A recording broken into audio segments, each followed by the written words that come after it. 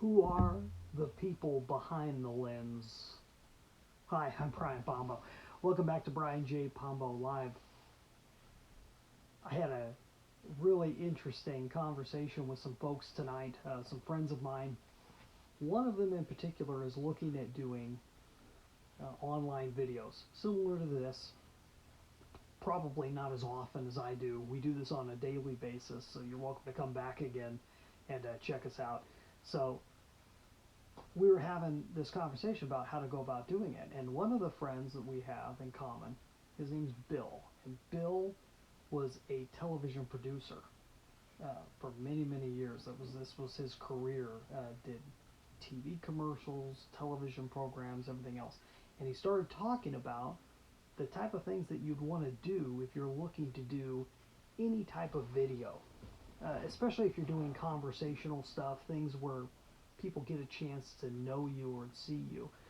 And he was discussing how you a couple things. First off, he was saying, and these are all great points. That's why I wanted to bring them to you. There's things I didn't come up with on my own, but he came up with, and just with my experience of doing this on a daily basis for nearly 2 years now, we I can definitely corroborate what he's saying. And he mentioned to our friend, he said, what you need to do is put together just a handful of videos first that you don't show anybody, and bring them to us to take a look at and watch with you.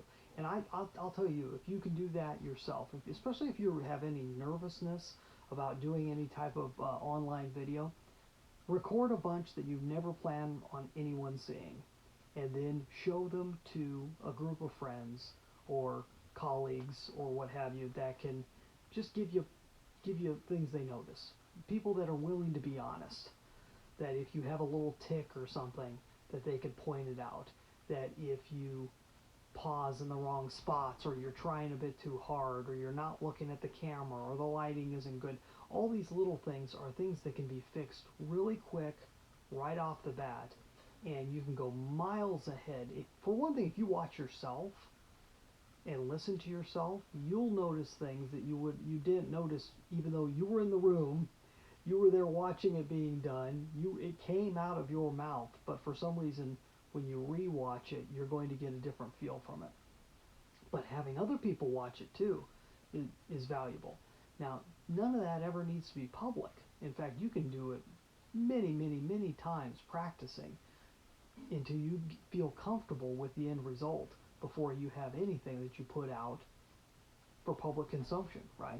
And that was a great tip from Bill. I really like that.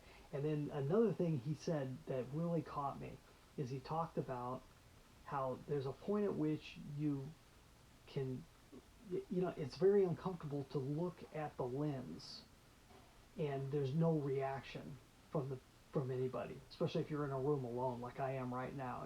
There's no reaction, and so you don't really know whether to speed up or slow down, or whether the person's hearing you correctly, or whether you need to restate something. But there gets to be a point where you get to be more and more comfortable with talking to a lens and talking to a camera and somebody that isn't there, to the point where you could even almost see the people on the other side of the lens. I thought that was just a amazing comment. I never heard anything quite like that. The people on the other side of the lens. So I wanted to bring it to you. Are you comfortable enough yet with video? Or do you have someone on your team that is so comfortable with video that they can see the people on the other side of the lens, where they feel like they're talking to somebody? At least one person.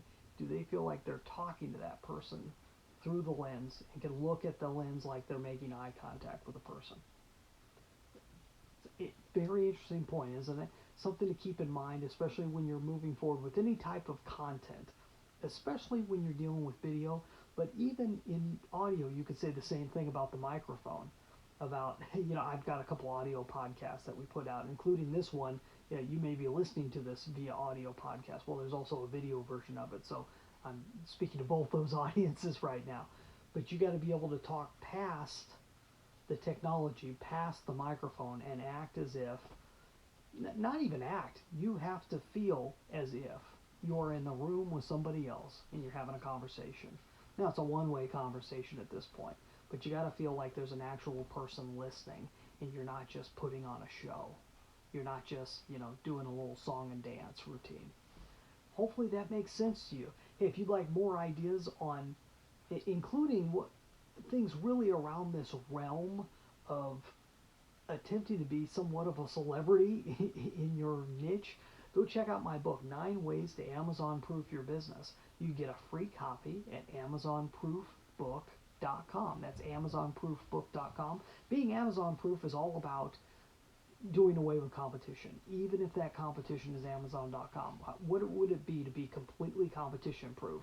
And that's what that book's all about. So go check out. You get a free copy there, or you can purchase a copy at Amazon.com or any other place where they sell books online. You have a great night. We'll be back here tomorrow. In the meantime, get out there and let the magic happen.